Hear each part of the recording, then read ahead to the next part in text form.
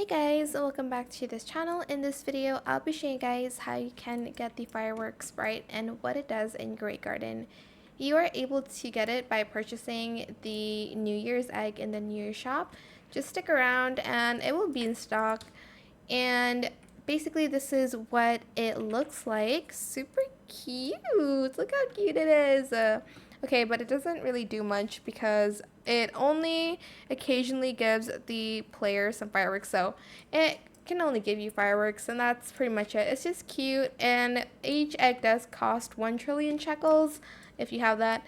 You can also get it for a free reward, but it's not there yet. For the streak, I still... Oh, actually, wait, yeah.